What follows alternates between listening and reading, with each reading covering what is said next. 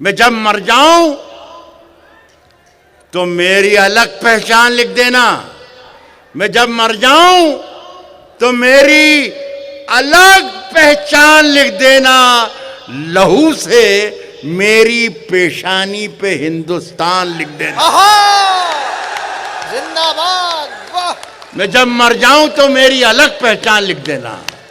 لہو سے میری پیشانی پہ ہندوستان لکھ دینا. السلام علیکم ورحمۃ اللہ وبرکاتہ. محترم ناظرین، استقبال ہے آپ کا ہمارے یوٹیوب چینل الخلیل پر. ناظرین کرام، آج سے 2 دن قبل یعنی 11 اگست منگل کی شام میں ہندوستان کے مشہور و معروف اور مقبول شاعر ڈاکٹر راحت اندوری صاحب کا انتقال ہو گیا تھا. انا للہ و انا الیہ راجعون. ڈاکٹر راحت اندوری صاحب کے انتقال پر امیر شرعیت بہار اور آل انڈیا مسلم پرسنل لا بورڈ کے جنرل سیکریٹری حضرت مولانا ولی رحمانی صاحب دامت برکاتہم نے تعزیت کا اظہار کرتے ہوئے درد بھرے الفاظ میں لکھتے ہیں: ڈاکٹر راحت اندوری پوری دنیا میں مقبول رہے ہیں اور ایک زمانہ ان کا معترف اور مداح ہے. انہیں اردو کا بڑا محسن شمار کیا جائے گا. ان خیالات کا اظہار حضرت امیر شریعت مولانا محمد ولی رحمانی صاحب نے کیا. انہوں نے کہا کہ ان کی شاعری بڑی عام فہم اور دل کو چھو لینے والی ہے. وہ اپنے رنگ و آہنگ میں منفرد تھے اور عصری حسیت کے بڑے ممتاز شاعر تھے. وہ حالات و واقعات کو بڑی جرأت کے ساتھ منتخب لفظوں کا جامع پہنا دیتے تھے. حضرت امیر شرعیت نے فرمایا کہ ان کے شعر پڑھنے کا انداز دوسرے شعراء سے بالکل مختلف تھا.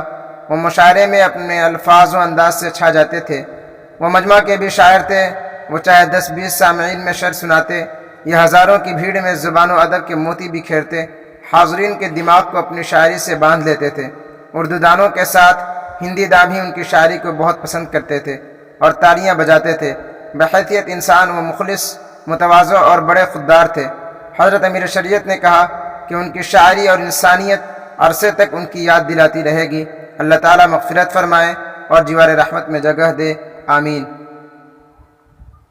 ناظرین کرام، حضرت مولانا ولی رحمانی صاحب نے ڈاکٹر راحت اندوری صاحب کے متعلق جو الفاظ کہے ہیں وہ بالکل صحیح ہیں. آپ حضرات بھی ڈاکٹر راحت اندوری صاحب کے لیے کوئی دعا یا جملہ ضرور لکھیں. اللہ تعالیٰ مرحوم کی مغفرت فرمائے. ویڈیو کو لائک کریں، زیادہ سے زیادہ شیئر کریں اور چینل کو سبسکرائب کر کے بیل آئیکن کو پریس کر کے آل پر کلک کر دیں. جزاک اللہ، والسلام علیکم ورحمۃ اللہ.